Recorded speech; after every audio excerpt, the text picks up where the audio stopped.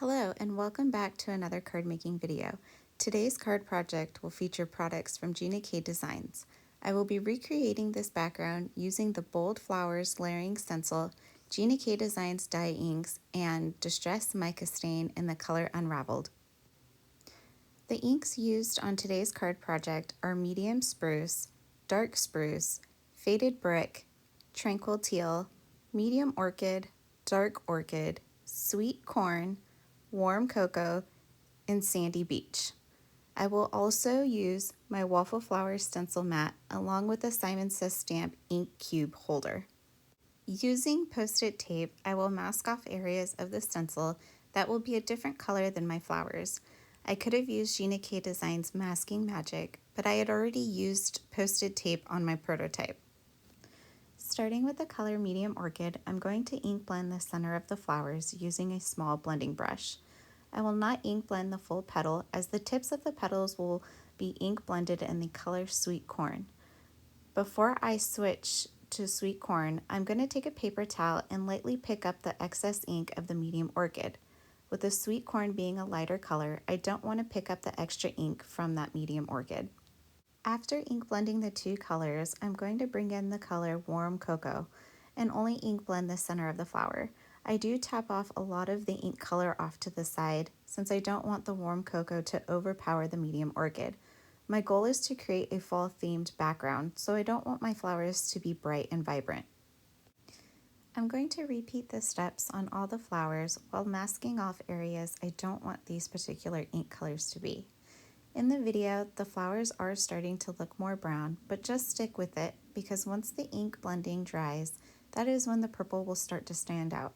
I was a little skeptical at first, but I kept with it, and again, once the inks dried, I was super happy with the results. I'm going to play some music while I continue to ink blend the flowers.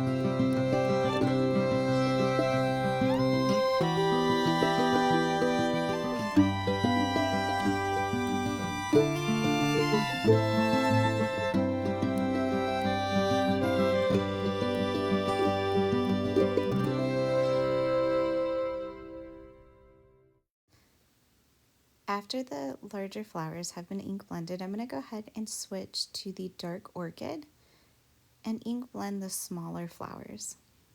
And since these flowers are much smaller, I'm only going to ink blend with the one color Dark Orchid. Once I've ink blended all the small flowers, I'm going to go ahead and switch to the color Sandy Beach to fill in the rest of the stencil.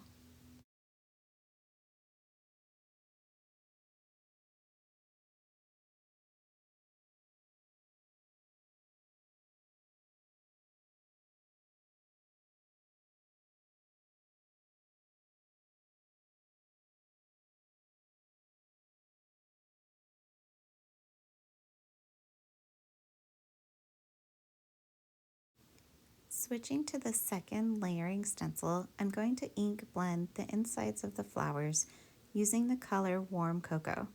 At the bottom of each stencil, Gina has laser etched the order of each layering stencil. Before I ink blend the leaves, I am going to remove the stencil and wipe off the Warm Cocoa. Even though I removed the stencil to wipe off the Warm Cocoa, it was super easy to line up my stencil. Gina has also made registration marks on each corner of the stencil in case you have a hard time lining them up. You could cut out a 6 by 6 inch panel and use those registration marks to easily line up each one. Starting with the color medium spruce, I'm going to start ink blending my leaves. I will also apply tranquil teal to small parts of the leaves, making sure to not completely cover up the medium spruce. I know in the video the tranquil teal looks super blue, but I promise it does dry back and it blends beautifully with the medium spruce.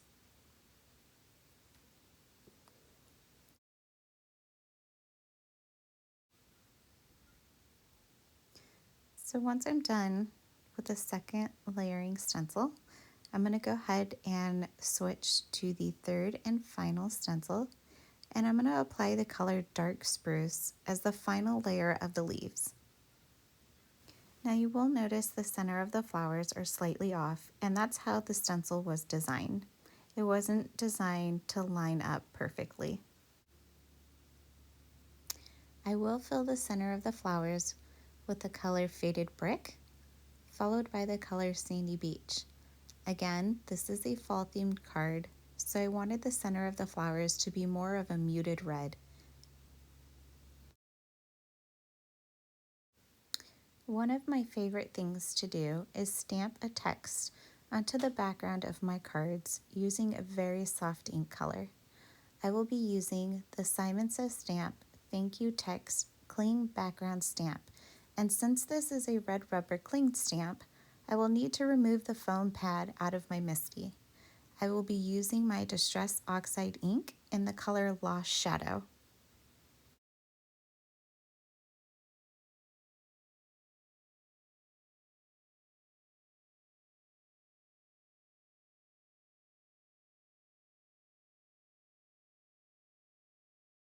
Another favorite of mine when adding shimmer is to use my Distress mica stains.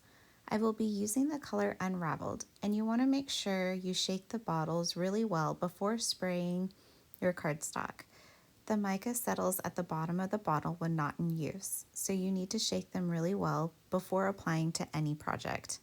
I have die cut my panels using the Gina K Designs Master Layouts 2 die set, and I cut the layering panel out of the Tim Holtz Ideology Craft Metallic Classic cardstock.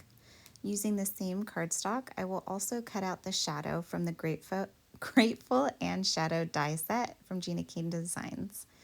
I cut the word grateful out of Gina's dark chocolate cardstock, and I adhered them together using my favorite Gina K Designs Connect liquid adhesive.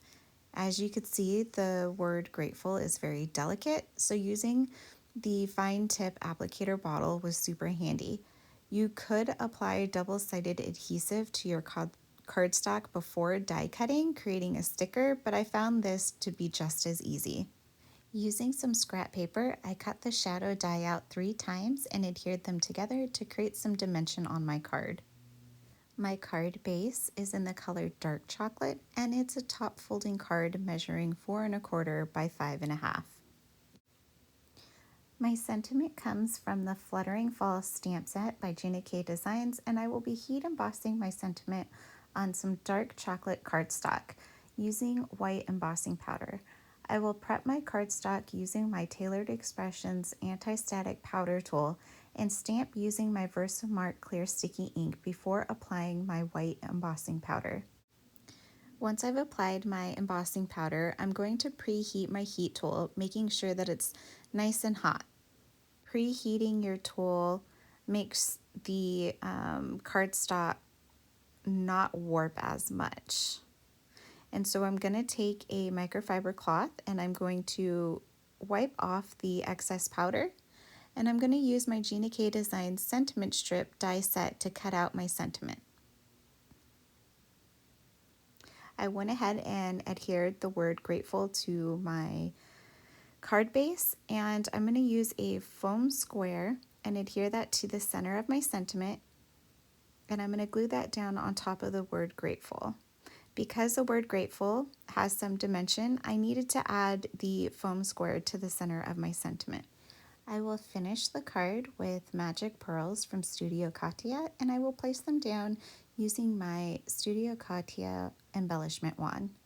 I hope you enjoyed today's card project, and I would love for you to like and subscribe to my channel. It really helps. Until next time, bye!